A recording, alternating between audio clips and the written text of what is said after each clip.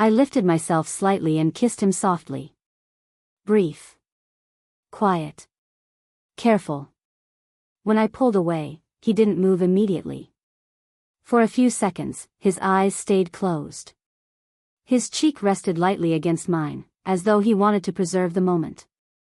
And when he finally opened his eyes, there was something extraordinary in them. Not hunger. Not the wild desire I had seen before. Something grounded. Something deeper.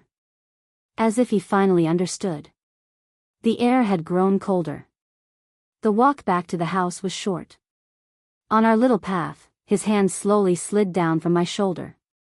It slipped into my palm, his fingers gently curling around mine, and when he tried to let go, my fingers held on. They intertwined with his, inviting him silently, and he followed. At the door, he quietly reached for the key. Slowly, as though asking for permission. Unlocked the door, stepped aside, and let me enter first. Tea? I asked quietly. I needed something to occupy myself with, my hands were trembling. He stepped around the counter and moved closer to me. He took the kettle, filled it with water, and placed it on the stove. He didn't step away. He stood so close I could feel the warmth radiating from his body. I reached for the mugs and the tea while he finished the rest. I sat down on the couch, slipped off my sneakers, and stretched my legs out with a satisfied sigh. Instant relief. He brought over the tea. Sat beside me and repeated my ritual. He visibly relaxed too. We talked softly while sipping tea.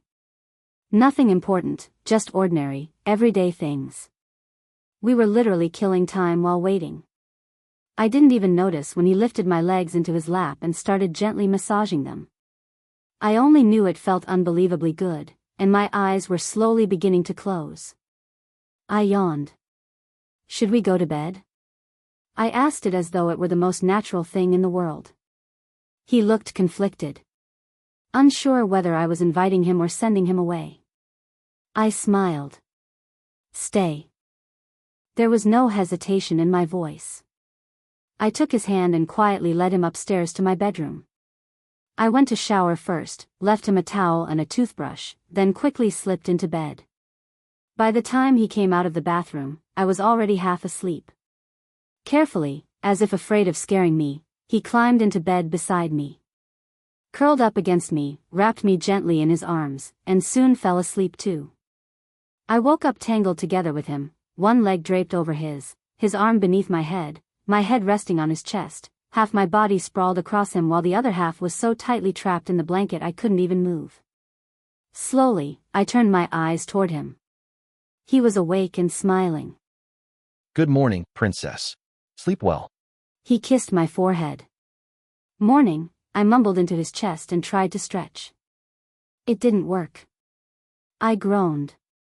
He only laughed quietly, contentedly. He was enjoying this far too much. I was a prisoner of a warm male body and a ridiculously persistent blanket. Having trouble? I growled impatiently and started kicking at the blanket. Need help? He asked far too smugly. Well, at least one of us was having fun. It certainly wasn't me. I desperately needed the bathroom, so badly I was practically cross-eyed. I collapsed back dramatically, my arms falling onto him and to my sides, exactly as I'd woken up. Yes, please. I really need to go, I exhaled with difficulty. He laughed again, kissed my forehead, and went into action. Operation Rescue from the criminal blanket. I ran to the bathroom while he kept laughing.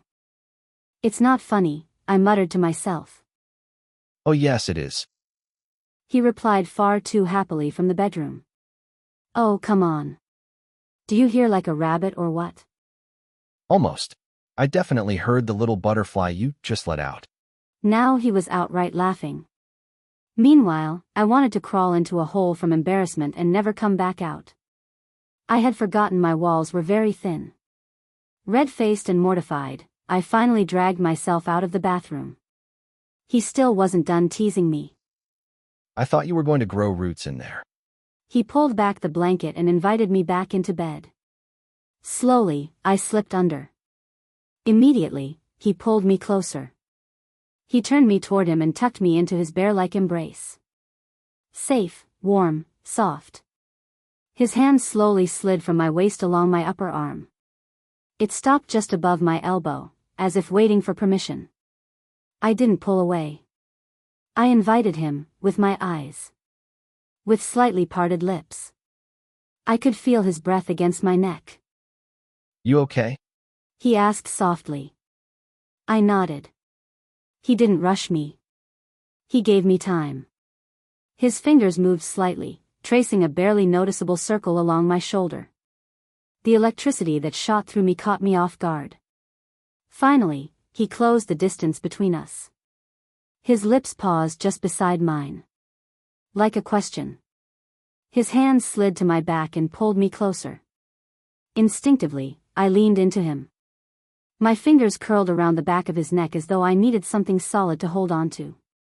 The kiss deepened, not wildly, but with growing confidence. Still too fast? He whispered. Melly love. We can stop, if you're not sure. I shook my head softly. No, I whispered. Not this time. His lips curved slightly, and his breath trembled for a moment. I'm afraid I won't be able to stop if we keep going. I didn't answer. I only wrapped my arms around him tighter. That was answer enough. Slowly, patiently, we rediscovered each other's bodies. Without the past forcing itself between us. It wasn't like the previous times. There wasn't that raw, physical hunger. This was something else. There was tenderness, devotion. This time, it felt right. We made love. How did you enjoy my story? If you enjoyed listening, I'd truly appreciate your comment, a like, and a subscription to my channel. I'd love to know which part of the story touched you the most or which character became your favorite. If you'd like to read the complete novel, you can find it on Wattpad under this title or by searching for my author name, Gret Jana. Thank you for being part of this journey.